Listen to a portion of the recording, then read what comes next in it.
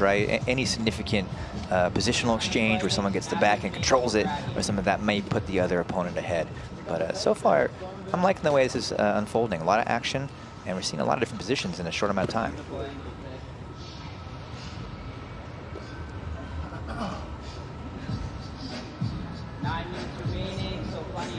Yeah, and interesting here we see, you know, Damian starting to slow down a little bit. Maybe not jumping for those guillotines and jumping for those kimuras, but looking to do a little more smashing, maybe entering the legs, slowing him down just a little bit and putting some more intensity on.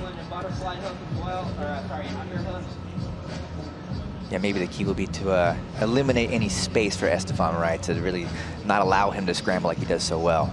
Yeah, that has to be the key for him, because no matter how much danger he's in, he's somehow out and he never gives up. And one of the best things about his defense is that as he's countering, he re-enters attacks.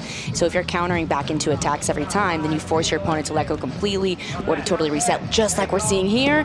And now he's regaining control in a new way. Now this is possibly Esteban's best position in this match so far. He has a real good shot at taking the back of Anderson if he can sink this in. And this is the thing, isn't it, Chase, that you said, it's that constant motion. He is an object in perpetual motion. Esteban never stops. And if you watch his matches, especially in his weight class matches, such as his incredible run at the Noki Championships just last weekend, where he ran through the division, submitted all of his opponents, the one thing that he does is that he will often just wear down his opponents by sheer volume of attacks, right? Yeah, exactly. To words out of my mouth. The thing that's really incredible at Esteban's style is that it is a finishing style for him. I mean, many people cannot do the same thing where they're constantly in motion, constantly scrambling, and then find a finish. Usually it's a war of attrition that goes to the end, but Esteban uses that to get openings and finishing positions for himself. So really unique stuff, and I'm not surprised that we're seeing this unfold like we have so far. I do think Damian may be a little shocked, though, to be on the back foot, as he has been in the last couple minutes here. Well, he's certainly transitioning through the attacks. As I say that, though. Has an arm here. Hard to see if the arm pops out. This is the thing about Esteban. We've seen him compete against all manner of opponents, large and small. And the one thing, it is incredibly difficult to submit him, especially with joint locks. The handful of times that I have seen him submitted in generally only in the absolute division tournaments as well, it's usually when somebody is able to get him in an inescapable position and with a choke. Because his arms, he's just so good at getting out. Look at this. There's the anaconda choke here from Anderson, but cycling through to the back. Can't quite seem to find that definitive finish. Yeah, Anderson's had a few good looks at the back, but never can actually secure the position. Esteban just slides right out of danger. Nice work, nice work. Neutral restart now. Will we see some more aggressive wrestling from Anderson? Because I feel like he's definitely, as you mentioned, Kendall, definitely been using that counter wrestling to win these exchanges, but not initiating as much as Esteban.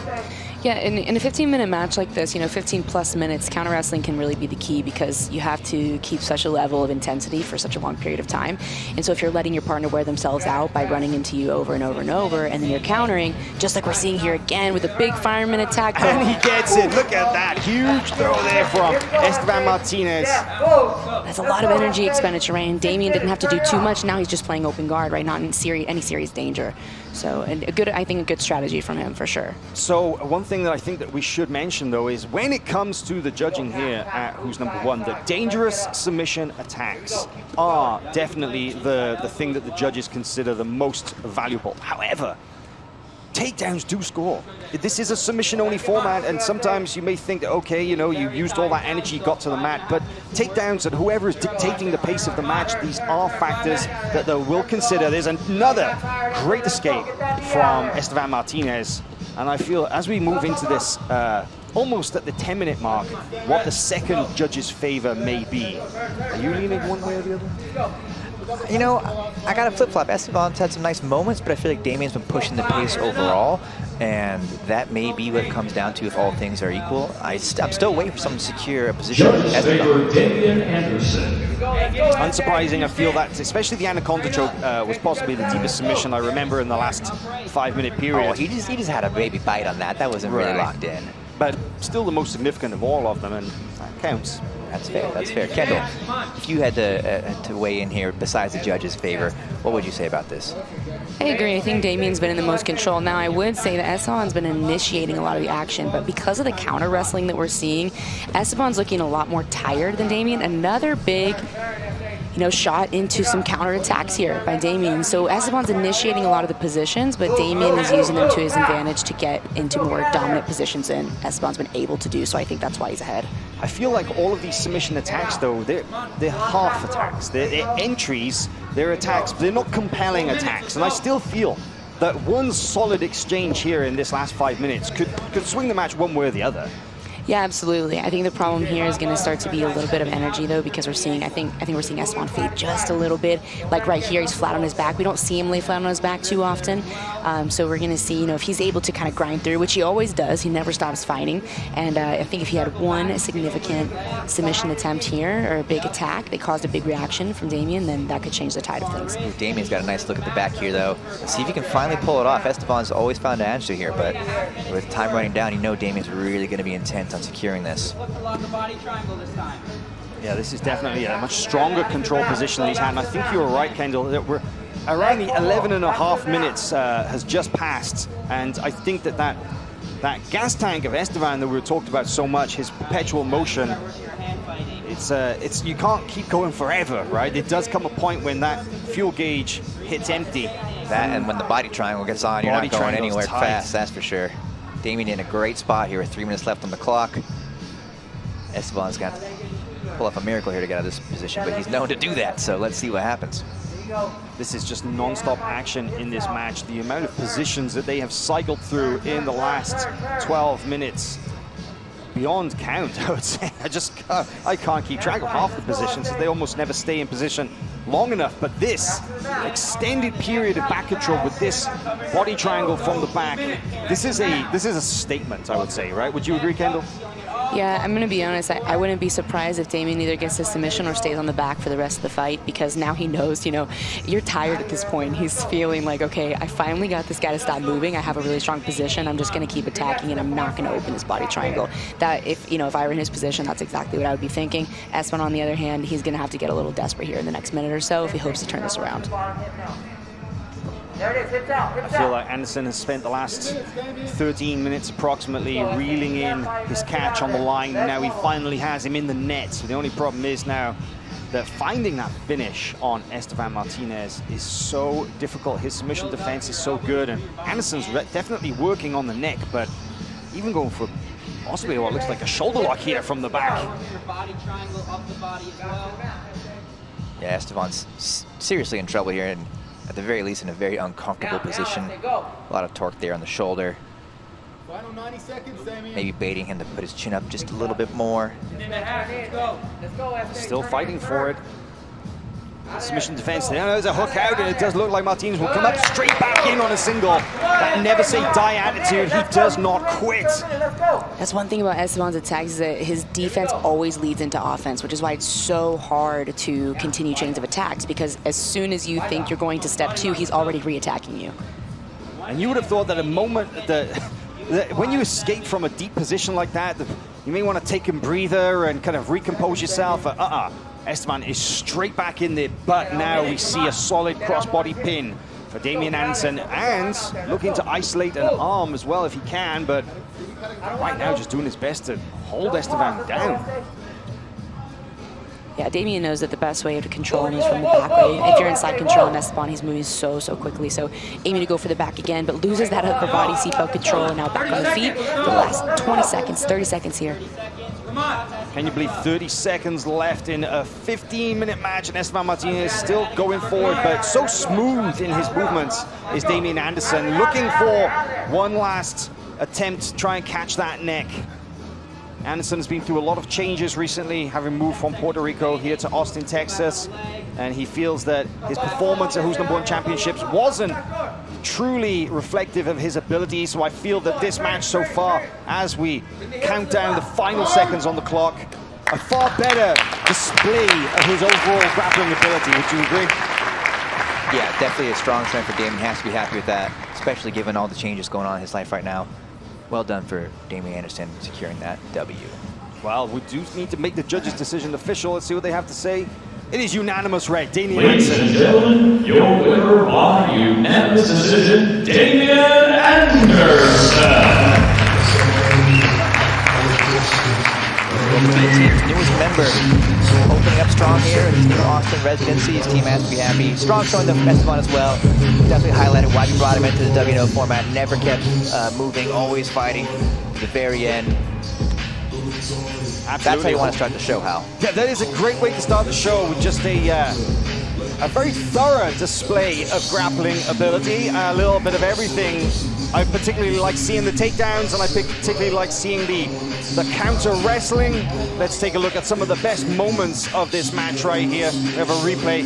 I thought that Estevan's wrestling was excellent. However, you cannot take anything away from Anderson's counter wrestling. That Estevan was able to score a number of takedowns, but was never really able to put Anderson in an effective attacking position. And Anderson was able to often turn Martinez's attacks into attacks of his own. Exactly. I think Kendall put that best.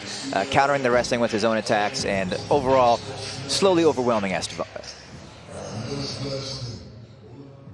This event is sponsored by BJJ Fanatics, the most trusted online BJJ store in the world, featuring instructional videos from some of the top Brazilian Jiu Jitsu athletes like Gordon Ryan, Bernardo Faria, John Danaher, and more. Visit bjjfanatics.com for more info and use coupon code FLOWBJJ40 for 40% off for a limited time.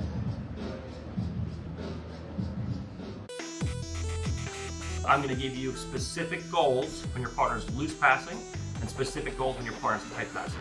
You need to get into the mindset of the second your partner fires off an attack, I'm not just retaining, I'm countering.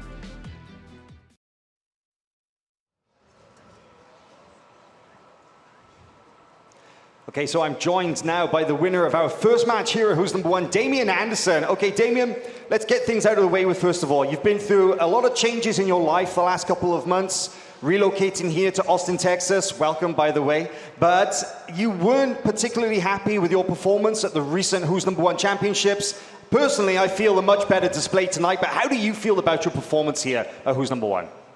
Definitely, I'm a bit disappointed. You know, obviously I didn't have that training camp for the Who's Number One Championship. I thought I was going to be able to be a bit more dominant, as in I thought I was going to be able to get the finish. But you know, I still want. A win's a win, but definitely not in the fashion that I definitely want to win. I know you're hyper-focused on the submission. That is certainly the most satisfying way to win any match here at Who's Number One. But let's talk a little bit about the keys to success in the match. And I feel that a big one was the wrestling. Now, Estevan Martinez, no secret what he prefers, but you seem to have a pretty well-developed strategy for your opponent. Yeah, since I have that size advantage, I know he's a big scrambler. I really want to wear on his head. So if you rewatch my match, I was doing a lot of collar ties with multi-snaps and what we call pump snaps to really try to fatigue him. So in the beginning, you know, he was able to move a lot, but even after just like 5 or 6 minutes, you see him breathing a bit heavy. I mean, hell, Estevan's really good. You know, he just won World, so he's no joke. But even I'm tired, and you know, I have a lot of weight on him. But in the match, you see me do a lot of collar ties, and then once I started getting him on bottom and really using my weight and wedging him in place, you definitely saw him fade a bit more. Man, I lost count of the amount of submission attacks that you were going after in that match. His resilience, something else. But let's talk a little bit about the game here, because I know you've had some changes in your life recently, a recent team switch as well, now representing B Team here in Austin, Texas. What is the future for Damian Anderson from this point now? I mean, next up we have trials, so you know, God willing, I'll be able to win that. It's going to be the toughest one. You know, I think there's over 800 you know, competitors in that one, so that's definitely what's next on the table. You'll see me do a nice training camp. Oh, sorry, actually, it's not trials. I have EUG this weekend, so I'll be flying out to Vegas in 2 days to compete against some guys. There's Gianni Grippo, Diego Patau, Gabe Souza's in there, so you know, I really want to start climbing those ranks. Everybody that follows me knows that I'm trying to eventually get to that #1 spot, preferably while I'm still a purple belt. So as a purple belt, I took out black belt world champion. I want to continue doing that. Absolutely. Well, we look forward to seeing it, and you can watch all of those events here on FloGrappling. Damian Anderson, your winner here at Who's Number One. Thank you.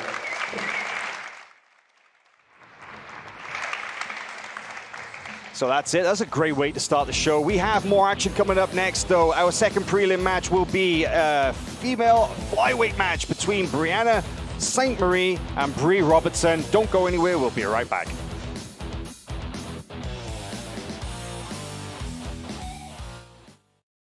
This event is presented by Fat Tire, America's first certified carbon-neutral beer.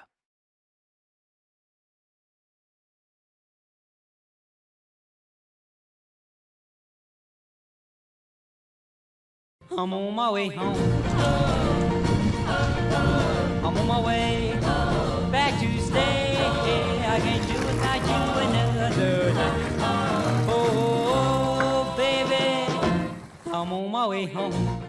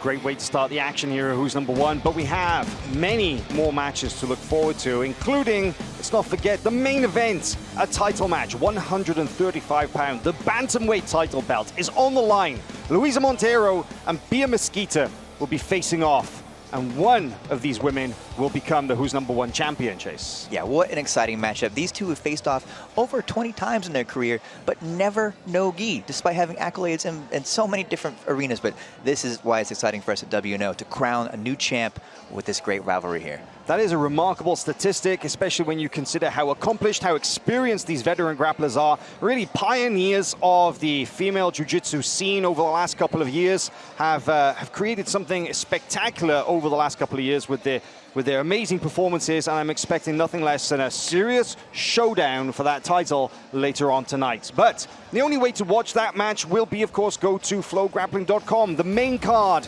5 main card matches will be available to watch exclusively on FloGrappling.com.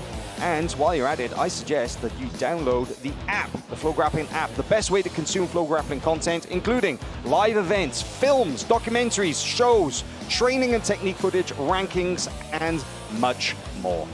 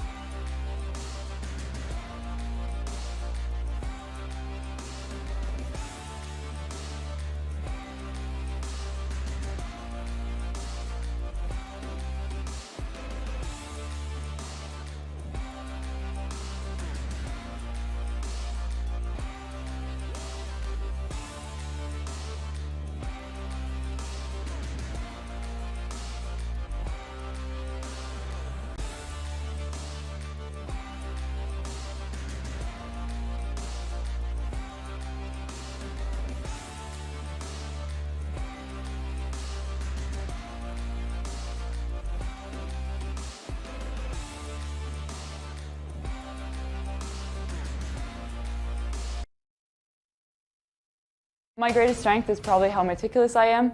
I make sure that I really have a position secured before I work it, and that means that when I do get a submission, usually I finish it. My name is Brianna St Marie. I'm a brown belt training out of Montreal, Canada, and I represent a Brazilian top team. I don't do anything super flashy, but I like to do fundamentals and I like to do them well. I'm always looking to improve my position. I'm never looking to back out, more than necessary. I'm competing against Bree Robertson. I think she represents 10th Planet. She seems to be super adept at leg locks, front headlocks as well. She seems like she's a super exciting competitor, and I think that we're going to put on a really good show. Hi, my name is Bree Robertson. I'm from 10th Planet Pasadena, and I'm a brown belt. I'm never really forcing a strategy or plan. I kind of feel my opponents out and kind of improvise from there on. I have a very good awareness of how my body moves, how flexible I am, what's my limitations, what's my strengths, what's my weaknesses. I will be competing against Brianna St Marie. This is a very well-versed grappler. She looks athletic, strong, she knows what she's doing, and to be honest, I'm really excited to have a challenge. I'm so excited to be on Who's Number One. It means nothing to me. It's just another competition. Let's put on a good show and prove that women's jiu-jitsu deserves as big a spotlight as men's jiu-jitsu. Hey Brianna, let's make some magic.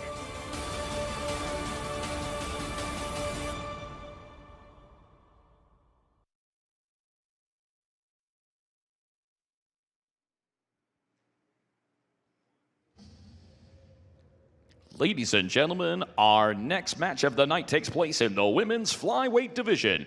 Introducing first out of the blue corner, representing 10th Planet, Pasadena, California. She is a multiple-time Fight to Win champion. Here is Bree Robertson. As you heard it, representing 10th Planet, Bree Robertson is one of the fastest rising stars from this extensive network. A true submission hunter who has been gaining a lot of very valuable experience competing under submission rule format, submission-only rule formats.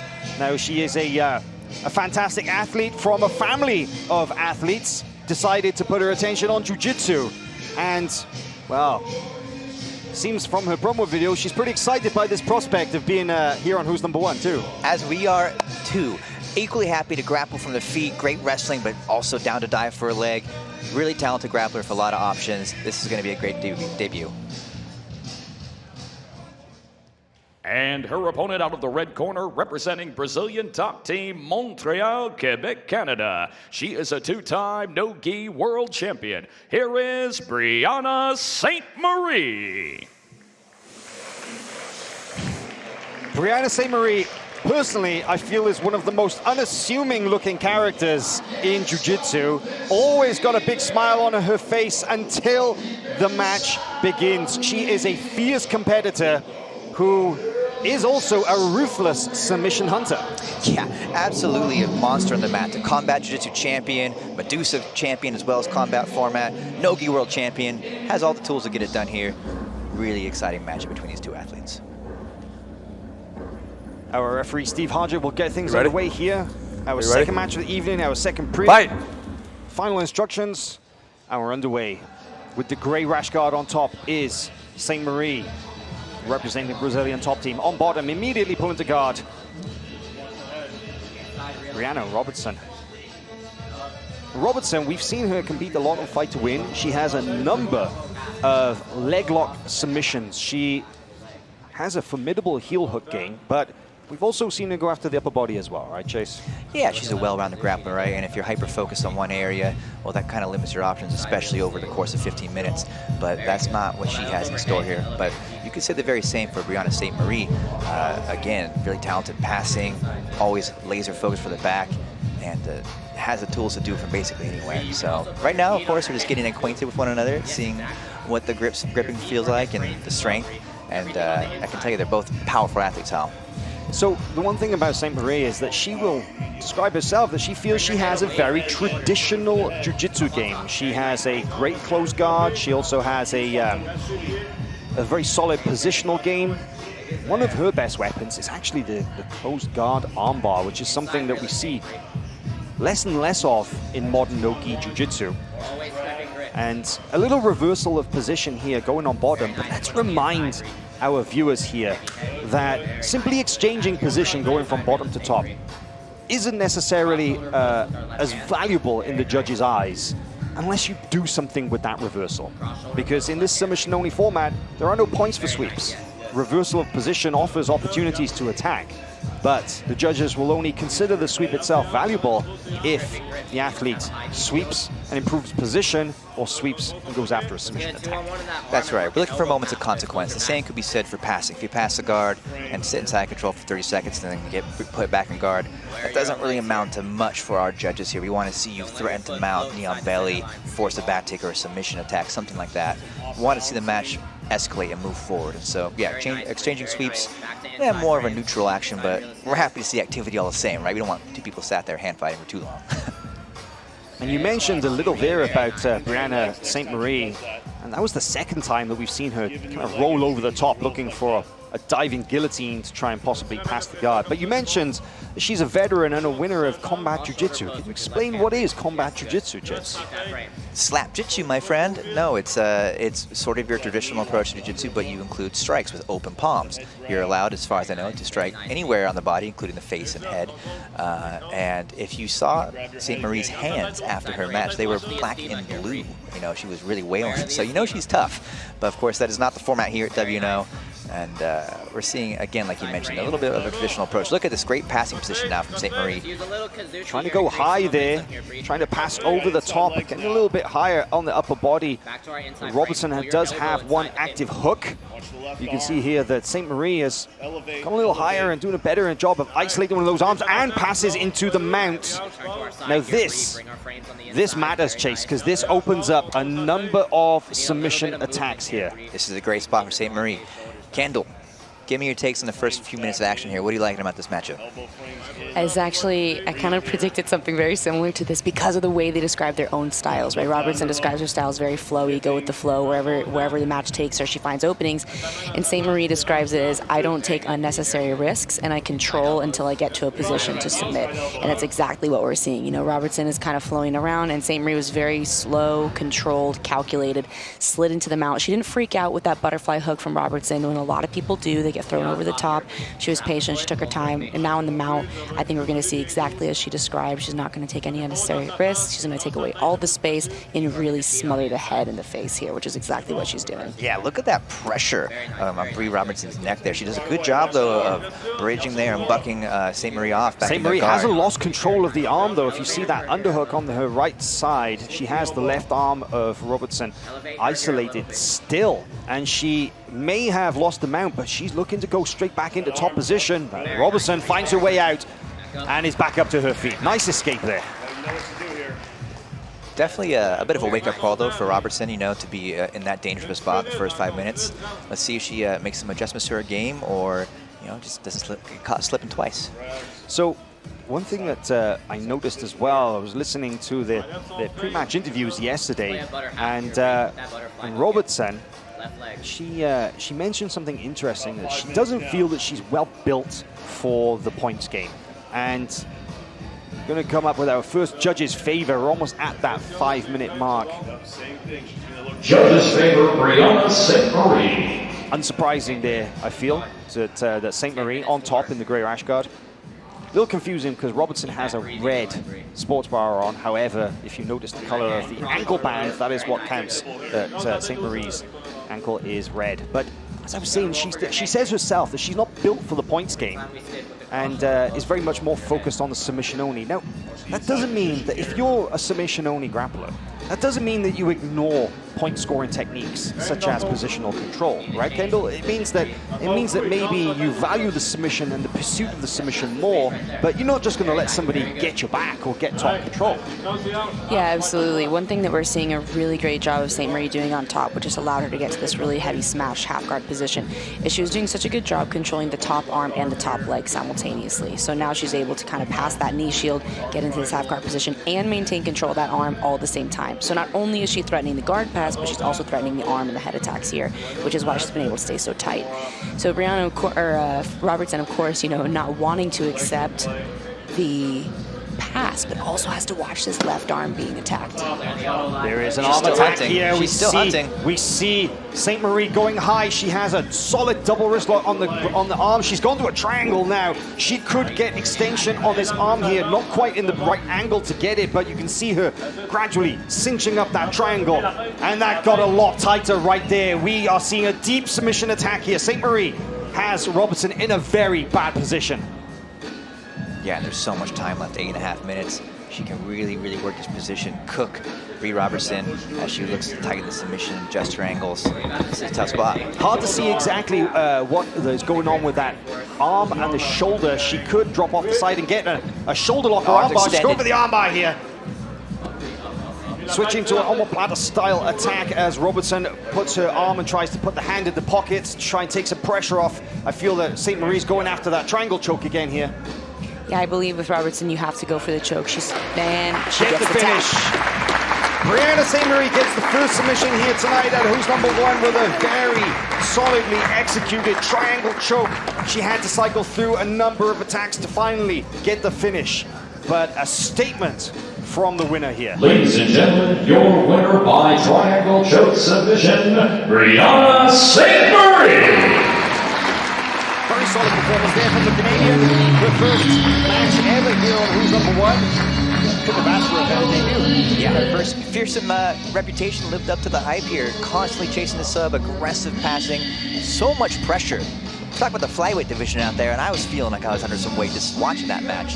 Really, really great stuff. I'm sorry, we should have a replay of some of the best moments of the match here in just a second. Because there were some interesting moments here. The guard passes in particular, I feel, were among the most significant. I liked the use of, here we see some moments, I like the use of St. Marie's control in slowly moving into that top position. Would you agree, Kendall? Yeah, absolutely. She was able to control the top arm and the top leg, so she was able to pass the knee shield and attack the arm. And here we see the big finish, switching from the Kimura to the triangle choke to get the tap. When she pulled down on the head, she locked in that triangle position with her legs, pulled down on the head, and it was all over.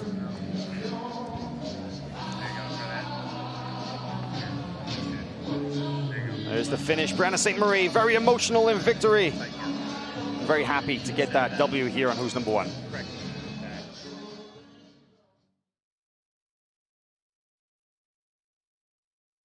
We are proud to introduce Dollamur as the new official mat of Flow Sports. All FloGrappling WNO events, including tonight's, will be fought on Dollamur mats, the undisputed leader in sport surfaces.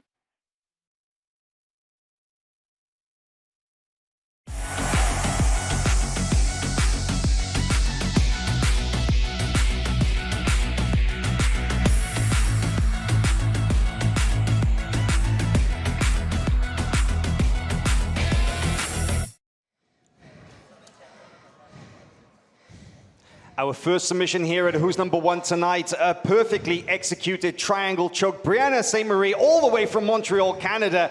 You must feel pretty happy to get that. That's a way to make a statement here in Who's Number One. Yeah, I'm super psyched. Honestly, I've been wanting to be on Who's Number One forever, and I really want to make my way up the ranks. And I knew that there was a lot riding on tonight in that sense. So if I could come away with a big win, that hopefully that would give me a little bit of momentum to get some more fights. Absolutely. Now, talk me through the match, because Robertson, a very physical, a very athletic competitor, but you seem to have a pretty well thought out strategy on how to take away her strengths. Yeah, so I knew she was probably going to sit guard. I knew she's very dexterous and she has really good leg entries. I think my strength is that I know that she's better in that aspect than me, so I try not to not enter into the leg exchanges at all, right? I don't want to exchange with someone who's going to have the upper hand, so I tried to just shut those down from the start and get to the head. Usually if you can get to the head, then that slows down the leg attacks for sure. Now, you spoke before, in our pre-match interviews, you talked about how you feel you have a very traditional, almost old-school style of jiu-jitsu. Do you feel that you got to show that off well enough here tonight? Yeah, I'd like to think so. I'm actually really happy I got to show a bit of my guard passing. I think I'm more known for my close guard, but I do feel like I'm a pretty well-rounded athlete, so I'm happy that I got to show some other aspects of my game as well with the pressure passing. Well-rounded, absolutely. A veteran now of many promotions, but getting your first win here at Who's Number One. Your winner here tonight, Brianna St Marie. Thank you so much, guys. Shout out to everyone in Montreal. I love you guys.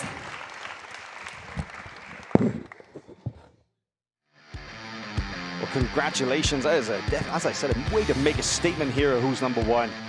Don't go anywhere because we have more matches coming up in just a minute. Our final free prelim match between Hunter Colvin and Jacob the Hillbilly Hammer Couch. But don't forget, of course, to subscribe to FloGrappling.com to watch the rest of the main card. That is all exclusive over on our website. But that's not all it gets you. We have live events, we have documentaries, we have shows, we have training and technique rankings, and much more. Go to FloGrappling.com to sign up to catch the rest of tonight's event.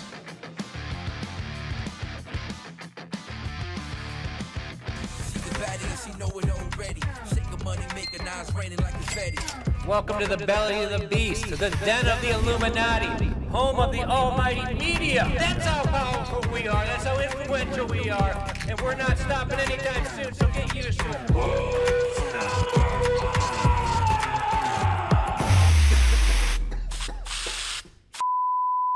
This is the Black Ops division of Flow Sports. We're dropping nuclear bombs today.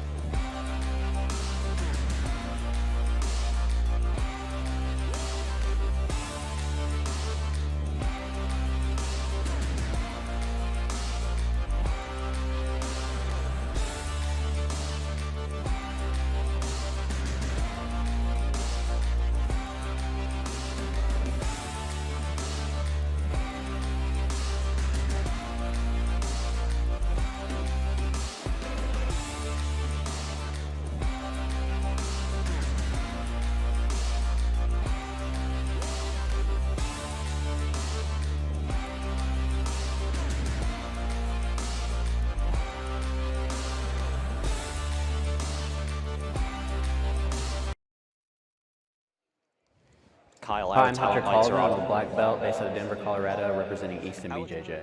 I would say I have a very fast-paced jiu-jitsu game, aggressive style, always trying to go for the submission, always trying to go for the kill. I'm not really like a points person or someone who's like trying to get to the overtime or judges. Like, if we're going to go 15 minutes, we're going to go all 15 minutes. I would say my greatest strength as a competitor is my cardio. I've gone with the best of them in long format matches, and it's always held up. Training at Elevation in Colorado has definitely helped with that, and I'm excited to show it tomorrow. I'm going against Jacob Couch. He's like one of the up-and-coming guys right now. I'm excited for the challenge. I think he's a kind of a submission hunter as well, so I think we're going to put on a really good match for everybody. I would describe my jiu-jitsu game as like a very submission-centric game, like just going out, looking for the finish, looking for the kill the whole time. I'm the Hillbilly Hammer, Jacob Couch, a brown belt out of Pedigo Submission Fighting in Mount Vernon, Illinois. My greatest strength is probably the size of my head. I'm able to go out, really put a lot of pressure on a lot of opponents. That's why I'm able to flip upside down so well, is I kind of just lean one way and then the rest of my body follows my head. Just using my head for leverage all throughout all aspects of it. I think it's going to be a barn burner, man. I think my match with Hunter is probably going to be one of the fan favorites just because of our styles. They clash real well. We're both going for the kill the whole time. I'm going to submit Jacob tomorrow, and like we're gonna make it happen. Let's go have a good scrap. Good luck, Jacob. May the better man win. Get the shit done quick as I can so I can get home and drink some more Mountain Dew.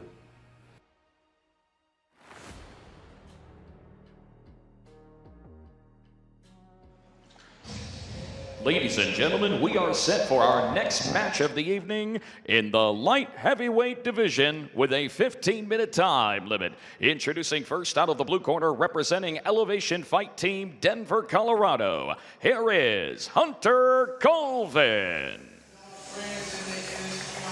Hunter Colvin, originally from Tulsa, Oklahoma, now based in Denver, Colorado, representing Eastern Jiu Jitsu, making his Who's Number One debut.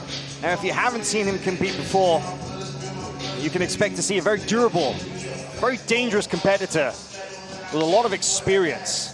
That's right, one of the most physical fighters on the card. Also a 3-0 professional MMA fighter in LFA, a veteran of a ton of different promotions in jiu-jitsu.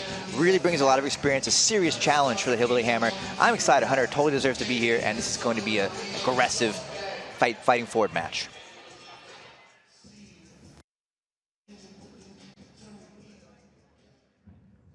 And his opponent out of the red corner, representing Pedigo Submission Fighting, Mount Vernon, Illinois. He is the third place winner of the 2021 Who's Number One Championship and your 2021 Brown Belt No-Gi World Champion. Here is the Hillbilly Hammer, Jacob Couch. Something of a fan favorite at this stage, Jacob, the Hillbilly Hammer Couch. This young man, part of the notorious Daisy Fresh crew. At this point, no longer an up-and-coming star, Chase, but a fully fledged, well-established name on the no-gi scene. Absolutely, and well-deserved. You know, like you said, no-gi world champion, bronze medal at the WNO championships. Exciting stylist, always going for the kill. But he's got a handful here in Hunter Colvin. Let's see if he can pull it off tonight. Our referee for this match is Gabriel Martins, and you can see the competitors are very eager to get things underway here in this third and final prelim match. Fight! We're good to go. In the light blue is Hunter Colvin, going up against Jacob Couch, who very recently had a blistering performance at the IBJJF World No-Gi Championships. Took gold in the brown belt super heavyweight division, took bronze in the absolute, but tore through his division there, the weight class, the super heavyweight class, which is 220-pound weight class, submitting all of his opponents in, well, it was fast. Let's just put it that way. Yeah, really dynamic stylist. Of course, kind of shocked the world there when he submitted Roberto Jimenez at WNO, a late minute replacement for that event, and again, a late minute replacement here. The Hillbilly Hammer's always down to scrap. Kendall, have you had a chance to watch Jacob Couch do his thing, and what do you think about him? Yeah, I'm interested here, actually. Ooh, big jumping close guard. I was actually about to say, interesting we're seeing him standing, playing the stand-up game because he is so notorious for pulling guard and getting right into his leg attacks. But here we see him jumping over to that arm in a really, really tight guard control by Jacob Couch on the bottom. Now, he is a very proficient leg locker. As we saw at the Who's Number One Championships, he was able to score a stunning win in his opening round match, taking out Roberto Jimenez via heel hook. He also scored 2 heel hook wins at the recent No-Gi World Championships, but does have upper body attacks as well. He put his opponent to sleep in the final with a 16-second anaconda choke, believe it or not. So Couch is a very versatile grappler, but Colvin, if you've not seen him compete, very versatile, but man, he has got a mean guillotine. Look at this, going high is Couch, and Couch is trying to cut the angle here. Couch could be going for a close guard armbar. The beautiful thing about this position is because he has a leg underhooked, we always have the threat of the arm, the triangle, and the sweep. We see the arm attack here, but back into the legs, which is probably exactly where he's hoping to be right now. I feel that's a smart strategy. Attack the upper body to open up the lower body attacks, and immediately looking for that inside heel hook. But Colvin manages to clear the knee line, disengage. and they're going to restart back in the center. Yeah, I think Colvin was not pleased to end up in the close guard so quickly there. That's definitely where the hillbilly hammer is going to thrive. And I think he'll do his best for main, passing from the outside until it's time, of course, to close the distance and put the smash on. I would say a key for Colvin on top is going to be to really create some side-to-side action. If he goes straight into the guard here, he's going to see the leg attacks he just saw a second ago. And as we saw, Couch is so tight on those thighs, it's very, very hard to disengage at that point. So I think coming into the butterfly guard here is going to be a mistake. I really think he should stand up, move side-to-side. No surprise to be seeing Couch play from bottom. It's probably his preferred position in Jiu-Jitsu. He loves to be able to get in underneath his opponent's legs. And you can see him immediately trying to set up with that half butterfly hook to go for the inside ashi, they like to call it.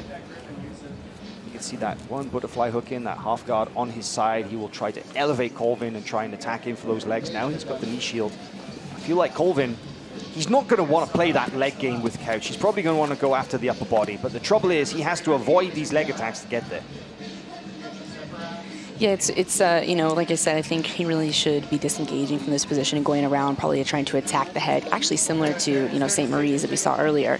Because when he's going straight into the guard here, we're seeing really, really tight leg control by Couch. And he can either elect to attack the legs from here or wrestle up, but he has a lot of options. But we should see Colvin, you know, trying to escape the knee line here to avoid this. See, look, he's coming in tight now with some good pressure down with the right shoulder. To adjust the grips, yeah. And I was going to say momentarily there, Colvin looked to extract, but the hillbilly hammer just pulled him back in. He's looking to do so once again. Some serious strength in those grips from Jacob Couch. Yeah, if we could see the knees smashed together, I think, well, now we see, you know, an exchange of position, Couch is on top. We don't see him here too often. We do see him doing some body lock passing here from time to time, but now we have a chance to see Colvin's guard. I don't know if he plays on bottom too much. Yeah, I'm not going to lie. I'm a little surprised that Colvin's had this cagey start here. I expect him to be a little bit heavier on the head, even from a guard position for Jacob Couch. But again, it is a 15-minute match, and that's sort of the goal, is to get people to explore their game, see some different looks. And yeah, very interesting start to this one here as we enter the final 5 minutes of this first 15. We don't often see a lot of Jacob Couch on top, but we do see him going here for that body lock passing, trying to make a connection with the torso, and that is increasingly common nowadays in the no-gi scene. We see a lot of that. It's a great way of shutting down the leg attacks, right? You make that space, you get in close to your opponents, you don't let them elevate or get underneath those hips. And I feel like Couch is looking to try and make that connection, but right now, the distance management from Hunter Colvin from bottom, so far successful in making space. Yeah, that butterfly passing, or that body lock passing, is also just super effective to keep the person on bottom from doing any kind of explosive movement if you can get their back pin to the mat. So we see a good job of Jacob kind of coming to the feet, recentering, and then coming back to the knees. But Hunter Colvin doing a great job creating distance as well, kind of entering back into this double butterfly position. But now we do have his back pin flat. Judges favor Jacob Couch. No, I don't feel that it's particularly definitive, that judges favor. It's been pretty even so far. There's no moments of real significance, either submission attacks or positional control. I think at the moment the judges, what they're really analyzing is the intention behind the movements. Would you agree? Yeah, it's about pushing the pace, right? And the tempo, who's setting the tempo. And right now, from top and from bottom, it's been the hillbilly hammer. But again, not in such a significant way that Colvin could have climbed back a decision victory should it go the full regulation. And we see him with his first real offensive movement of the match there, looking to come up on a sweep. But you got to think Colvin's been doing some R&D, kind of feeling what Couch pressure's like, what he's looking for, and we may see Colvin fire back in a meaningful way here soon. I think one key here that we saw in the beginning is, let's not forget that big close guard jump from Couch, and then that really strong attack to the arm and then to the leg. That's probably more of a helping the deciding factor here. But now we see them back on the feet. We might see some good wrestling exchanges. I think that's where Colvin should try to be. I think that's where he's going to shine. I think it would be smart at this stage. I mean, we are still in the midway part of the match, but it would be smart to accelerate a little here. You know, there's been enough of a feeling out process that... Oh, we see going high for the triangle, though. Look at this. Look at this. Couch has gone on. It looks like he's got one arm out. There is a hand stuck in the middle that seems to be there, but very much a finishable position. Oh, we see. Okay, the hand is out. There's a tap. Straight arm lock. Straight arm lock there for Jacob Couch from inside the triangle. Gets the submission. We were talking about the value of accelerating here. And Couch, he pulled guard, and he immediately went on the attack. Ladies and gentlemen, your winner by triangle submission, Jacob Couch. Solid submission win there for Mr. Couch, the Hillbilly Hammer, representing Daisy Fresh. Going high for the triangle. And it was an interesting play. The close guard, he was looking for the armbar earlier in the match and then was able to enter into the legs, but the triangle submission didn't require any kind of setups or any other switches. He was able to lock straight in for that, right? Yeah, the close guard control there was definitely the key. We saw that once, it was close. We saw it on the second round, and definitely really good control there and straight into those upper body attacks. It was very, very strong position. Yeah, here we see the final, the triangle choke. Managed to get the arm out and went for a reverse armbar from inside the triangle. Nice combination submission attack there. Classic finishing position. Absolutely no escape, dead to rights. You can see trying to push the head, reposition. The hand was stuck inside briefly. It popped out. And then switching for that armbar. Jacob Couch gets the win here. Presented by Defense Soap, now the official soap and body wipe of FloGrappling, protecting you for over 15 years. Defend what you have built. The sport of Jiu Jitsu provides so many with a bigger purpose. You're faced with so many challenges in the sport, including skin infection. And that's our mission. Defense Soap was created out of the need to fight back. And that's our goal here at Defense Soap, to defend what you have built. Jacob Couch, we meet again. Another performance, another win here at Who's Number One, another submission. Man, you are making a habit of this. Yeah, like I said in all the pre-fight stuff, you know, I gotta give the fans what the fans want, and fans want to see some fucking jiu-jitsu, so there's no reason going out there and playing around. Look for the submission, look for a kill. The people's who I do it for at least, so just try to always give them a good show. Tell me a little bit how that match went for you. I mean, it seemed like you had a solid strategy there. You were able to get the close guard, go for the attack, but how did it feel when you got hands on there with Hunter? He felt strong as fuck. You know, I'm breathing how I am because it's not because of my walkout, I tell you that. So me and him had a pretty good scrap, like everyone expected, me and him especially. So thanks to Hunter for taking the match and letting me come in, fill in for Pedro Mourinho. Some nice technique there as well, the way you switch from the triangle to that reverse armbar from inside the triangle choke. That's a beautiful switch. Yeah, it's just a good combo. When you get the triangle, you can kind of isolate the arm a little bit more.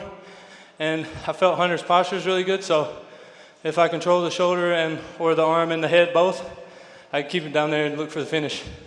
Now, of course, you mentioned there about how you actually stepped in to replace the injured Pedro Mourinho on short notice. Man, that's something else that's happening now a lot. You're just basically coming in on a moment's notice to take on pretty much anybody we throw at you at Who's Number One. But let's talk about what the future holds for Jacob Couch. That if you could choose your next opponent, if you could choose what's next for you, what would you want? Well, I want to focus on the trials first. That's going to be my main focus. My goal ever since I started jiu-jitsu is to become an ADCC champion. So I got to, earn my ticket, win the trials. And then, I'll probably go fuck around in the gi at the gi world. So just keep banging, keep competing. I'll go against anybody, man. I don't care. That's why, I've took the 2 fill-in spots is because opportunities don't come like this often. And you got to take advantage of them when they do. So it's just the mindset I got. That's why we love you so much here. The Hillbilly Hammer, Jacob Couch, you winner here. Who's Number One? Congratulations. Thank you, Hal. Hey, Hal. Hold on. Can I say something real quick? Gabby, I seen you like one of my pics on Instagram. You go ahead and send that direct message. I reply after I get my invoice from Flo. We go out have a nice dinner or something. That is possibly the best call out, if we could call it that, I've ever heard here on Who's Number One. Congratulations, Jacob Couch.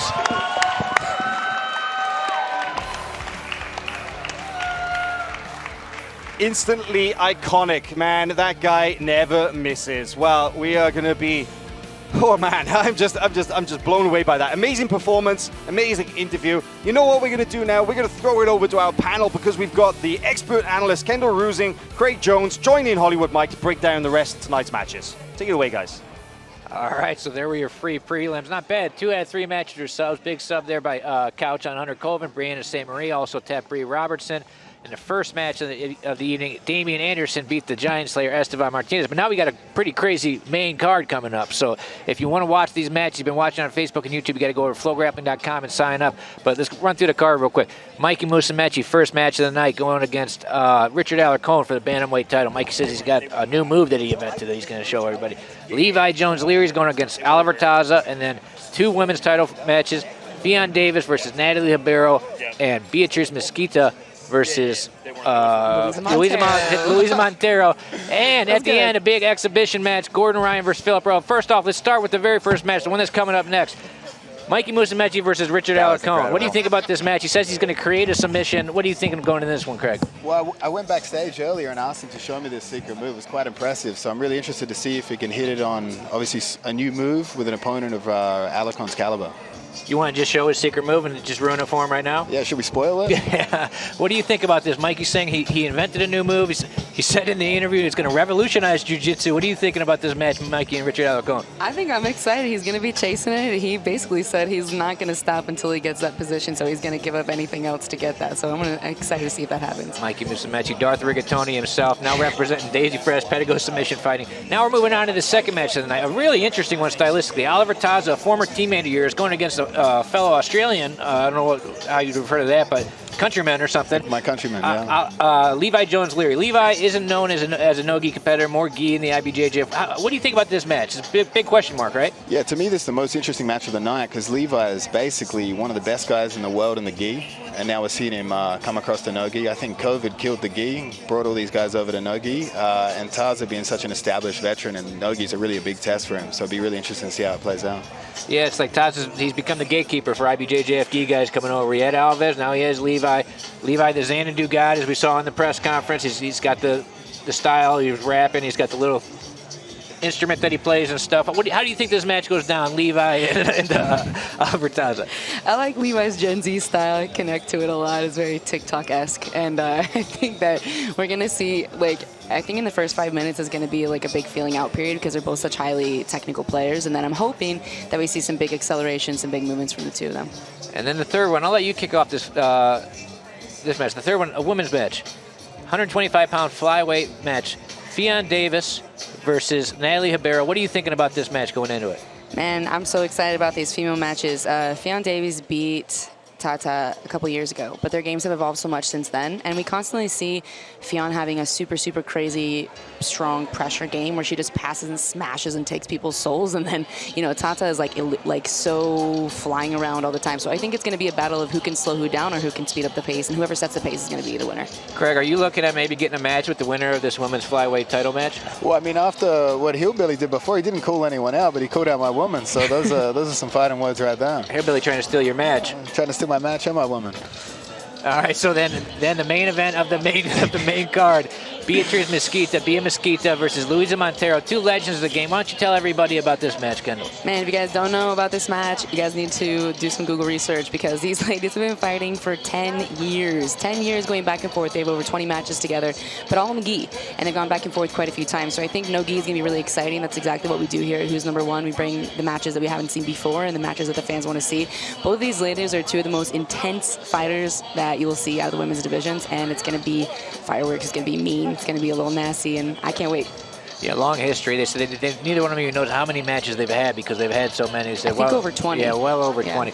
Craig, why don't you talk about Bia Mesquita a little bit? She's an ADCC champ, legend of the game. What do you think about Bia Mesquita? Super aggressive style, so I'm excited to see her make a Who's Number One debut, right? Yep, her and Theon are both making their Who's Number One debut. Louisa and Natalie had a match on the Gordon versus Denise event a little over a year ago, the one that you fought Roberto on. And then after that, so we got 3 title matches. We got Mikey versus Richard. We got Theon versus Natalie, Bia versus Louisa. And then after that, we got a special exhibition. It's a little bit different. It's not Who's Number One rules. We're changing it up a little bit. Gordon Ryan is going against Philip Rowe in an exhibition 15-minute match where if somebody gets tapped, they just keep going. It's just like a gym roll. What are you thinking about this type of matchup? Well, normally, I don't know how interesting it would be, but yesterday Gordon told me that he's just like a fat, hairy white guy at this point, and so hearing that description of himself, he said he's super out of shape and he's not really sure, you know, he's going to put himself in some bad positions and see what he can do to show the fans something that they don't normally see. We don't normally see him locked in fully locked submissions and bad positions like that. So I'm excited to see some really good like elaboration of those positions from him, but I am also, you know, I wouldn't be surprised if he let something get a little bit too deep. So I think when you guys are tuning into this, make sure you don't miss that match because it might, you know, might go a little too far in one direction. Yeah, Craig, how would you change your game plan up if there's no winner, there's no loser? If you get tapped, it doesn't matter. Would you go out there and do some different things, try and experiment a little bit? For sure, but I mean, here and obviously Gordon's going to put himself in some deep submissions. I wish he'd been so generous in my matches. All right, so we got Gordon Ryan. He's a cowboy now. He wears a cowboy hat everywhere in the exhibition after the main event. So coming up next, we got Mikey Musamechi versus Richard Alcorn. That's next. So get over to FloGrappling and watch that. And then Levi versus Taza, Natalie versus Theon, Bia Mesquita versus Louisa, and then the Gordon Ryan versus Philip Rowe exhibition. So make sure you go over to FloGrappling.com and pay your subscription. Watch that. Everything brought to you by Fat Tire. All right, we're out of here.